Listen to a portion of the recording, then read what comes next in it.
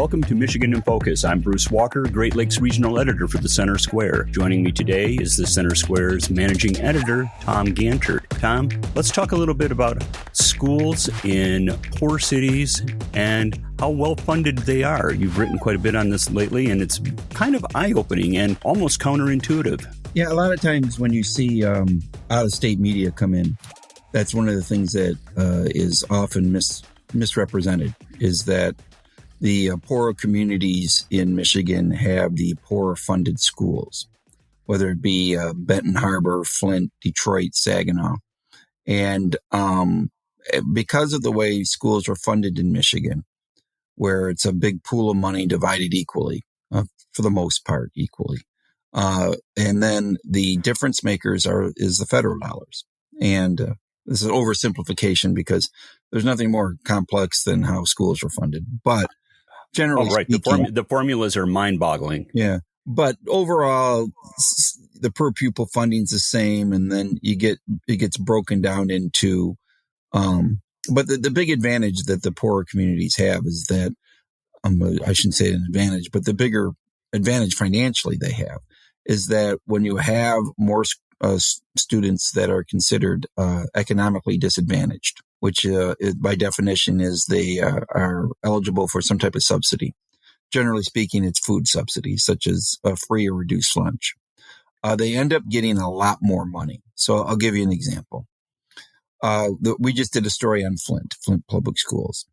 Okay, in 2020-21, which is the most recent data from the Michigan Department of Education, Flint got $26,000 per pupil for every student that goes there. Okay, of that 26,000, 10,979 were federal dollars per pupil. Okay, so they get a big advantage because they have a lot of economically disadvantaged students. So let's take compare it to some other cities that have high poverty rates.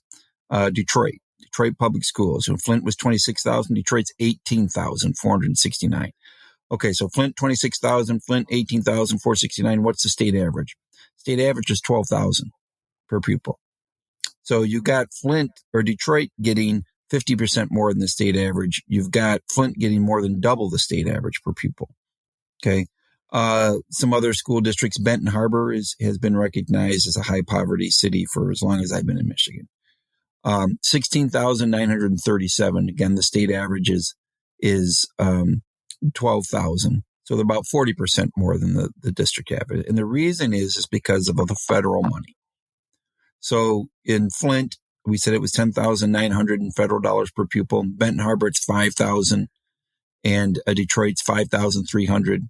State average is 1,187. So they're getting 4 to 5 times the amount of funding per pupil than the state average. So by comparison, Troy, Michigan is considered a affluent city. While Benton Harbor gets 5,000 per pupil in federal funding, Detroit gets 5,300 in federal funding, Flint got 10,900 in federal funding, Troy got 817 per pupil in federal funding.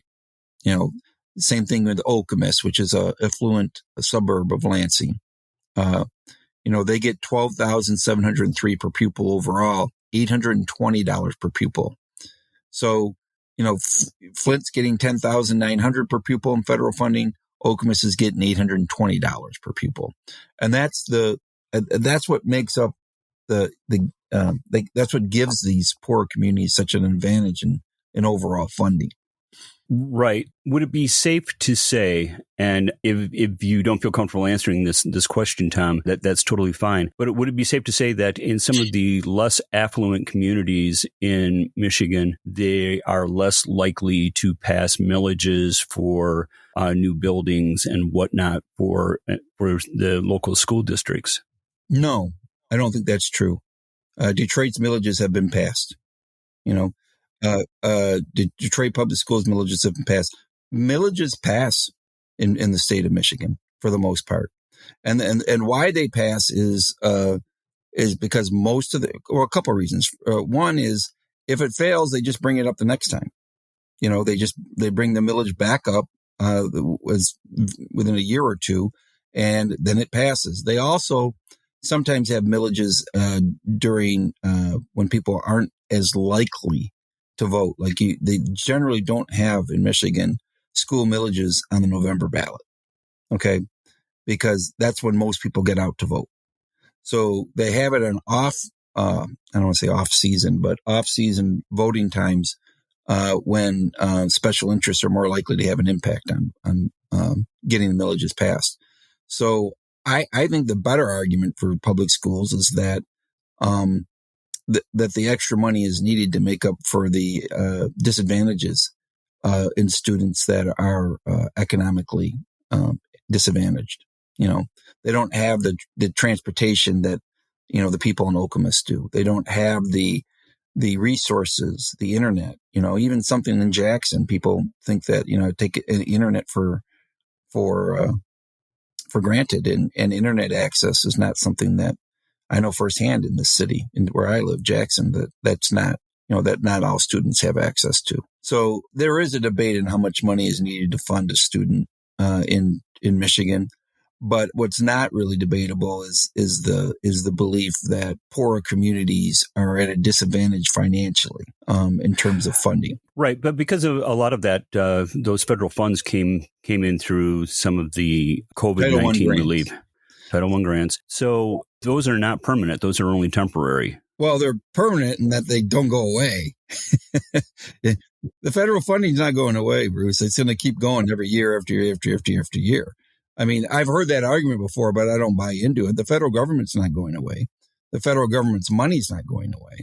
So it's as guaranteed an income as you, or a source of revenue as you can expect, because they're going to get that money every year unless the federal government decides they don't want to have a Department of Education anymore. You've been covering this since I've known you, and I've known you for 10, 15 years. That's the Old Testament, Bruce. Yeah. Yeah. We're a couple of old prophets, and here we are, on Mount Sinai with the tablets. I would like to know, though, is there anything that we're missing that we haven't touched on in this conversation thus far that your years of experience and research could elucidate? I just think that this is one of the things that gets misrepresented the most in the media. So you've got, like I said before, you got Detroit that gets $18,469 per pupil, and the state average is $12,000. So they're getting 50% more than the average school district in Michigan in terms of money. Do you think most people know that about the Detroit public school system? I don't think so. No, absolutely not. Listeners can keep up with this story and more at thecentersquare.com for Tom Gantert's coverage. My name is Bruce Walker. I am the Great Lakes Regional Editor for The Center Square. Please subscribe, and thanks for listening.